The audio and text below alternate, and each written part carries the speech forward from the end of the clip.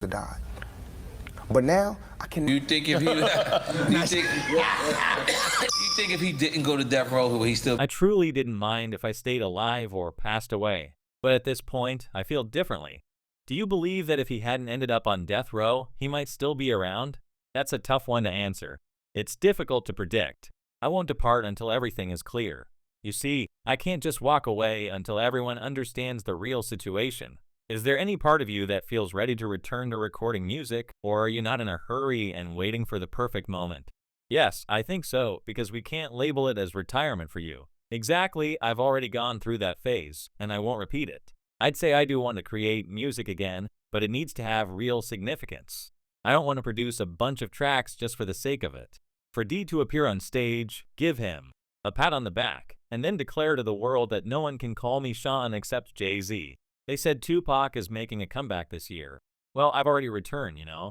Something unimaginable has occurred in the online space recently. The impact of a single name is overwhelming social media platforms. It's Tupac Shocker, not as a tribute or memory, but as a living force set to dismantle over 2 decades of lies and controversies. Forget about celebrity meltdowns in Hollywood. The whispers aren't just claiming that hip-hop's iconic figure survived the Las Vegas shooting. They're insisting that all the rest was fabrication. For more than 3 decades, people have speculated that he's been plotting revenge from Cuba. The hashtags tell the story. With Diddy under scrutiny and Jay-Z's secrets emerging, these aren't mere trends. They're dominating every timeline, overshadowing gossip about Kardashians and star breakups like massive online waves. Twitter's systems are struggling. TikTok is filled with unstable clips. Instagram has turned into a war zone where believers in conspiracies and doubters exchange proofs like weapons. But this isn't another fleeting internet craze. This feels ominous because the claims aren't from anonymous profiles or fame-hungry pranksters. They're emerging from industry experts, ex-security personnel, and those truly connected to the key players in this dangerous saga. Seasoned participants from the rap conflicts are finally speaking after years of quiet, mentioning safe havens in Cuba, safeguards, and proofs that could shatter 2 of the biggest music dynasties. The main claim is explosive yet straightforward. Tupac Shocker didn't perish in 1996. He disappeared intentionally, retreating into hiding with protection from high-level figures under Fidel Castro, gathering weapons against those who tried to end him. Now, as Jay-Z and Diddy face their weakest moments, he's supposedly ready to unleash nearly 30 years of concealed truths. The concern keeping music executives awake isn't if this is factual. It's what occurs to hip-hop's hierarchy if the public accepts it as real. In the arena of popular judgment, faith often outweighs facts. The Cuba connection isn't baseless speculation. It's rooted in family ties that go deeper than most realize. Tupac's aunt, Assata Shocker, has resided in Cuban exile since 1984 after breaking out of a New Jersey prison. She was a prominent member of the Black Liberation Army and Black Panthers, the kind of exile Castro's regime loved to shield as a defiance against U.S. authorities. Instead of simply saying slavery was wrong and blaming white people, let's move past that. Everyone is intelligent enough to understand. We've been wronged, and we demand what's ours. What did he tell you during that call? I had my thug life crew with me, and we listened to his words. He essentially denied any involvement in my brother's killing. Consider the timeline. In September 1996, Tupac gets shot in Vegas. The standard account says he died 6 days later, but theorists highlight disturbing inconsistencies.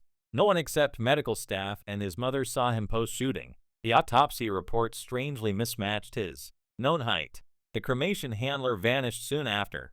Ex-guards have whispered about nighttime flights to Caribbean spots, body substitutes to maintain the deception, and Castro himself offering refuge to America's most rebellious rapper. It wasn't logistically challenging. Castro had defied Washington for years by harboring U.S. runaways as political rebels. I've presented the facts to you, America. It's time to share the reality. Wake up. Now I'll offer you $1 million, whatever is needed. It's hyperbolic language, but when we spoke to Keefe D, he confirmed the deal was for $1 million. It's 2020, everyone. Things have changed since 2016. The standards are higher. As evident, no costs are being cut. We had a gathering of black billionaires. You get it? We're united and will remain strong. This is why some find the theory genuinely alarming. If Tupac survived, he wasn't just in hiding, he was preparing. He'd have unique access to Cuban spy networks, global links, and crucially, time to build an ironclad case against his betrayers during nearly 30 years away. Think of the strategic advantage. Your foes relax, assuming you're gone. They slip up, brag about wrongdoings while you quietly document every misdeed, disloyalty, and hidden fact that could topple them later. They build fortunes on your supposed demise. The Cuba link transforms Tupac from a slain artist to a far more threatening entity, phantom with worldwide assets, secret shields, and almost 3 decades of precisely collected evidence against those who thought they'd silenced hip-hop's boldest voice. If Castro's regime truly sheltered him, Tupac wouldn't just be surviving. He'd be backed, unreachable, and fiercely motivated to resolve old grudges from beyond the grave. Back with your girl. Hand over the key. It's so entangled that Diddy could face questions about Tupac. I was attempting to create. We avoid discussing absurdities. We don't indulge in foolishness, brother. So, we're not touching that. With respect, I value you as a reporter for inquiring. Thanks. The Tupac Cuba speculation has been fueled even by those nearest to hip-hop's greatest enigma. Suge Knight, the sole person beside Tupac during the shooting, has never fully endorsed the official narrative. In jail talks, Suge has suggested Tupac's end didn't seem conclusive. He described their last times as Tupac being alert, joking, unlike someone fading away. You never know with Pac, Suge has famously said, lingering in minds. Later, on TV, he'd imply Tupac could have orchestrated his own vanishing. Is Pac gone? Is he living? I'm not the one to ask. But if you search for who cremated Tupac after the supposed process, that person quit and disappeared. It wasn't confined to coded songs or private chats. The idea seeped into mainstream outlets. Hosts and TV figures often let rumors fly by commenting on air about sightings, lookalikes, or too many oddities around Tupac's alleged death. These slips, happening live to millions, only reinforce that some details don't align by chance. He didn't die in '96 and is thriving. Suge Jr. has shared posts, but I'm skeptical about the timing and rollout. Yeah, over 20 years, and they're finally acting. 27 years, brother. Fans see these accumulating peculiarities as beyond coincidence. From Suge's ambiguous statements, TV mishaps, the puzzling autopsy, to Tupac's lyrics predicting his fate, each hint in the rumor storm keeps Tupac vividly present. Yet, the anxiety in executive discussed violent reprisals, deal rigging. Do you buy that? I think Tupac survived. Really? You believe he's alive? For sure. Vlad swallows every story. These aren't casual recordings or music sessions. They're allegedly business meetings plotting crimes.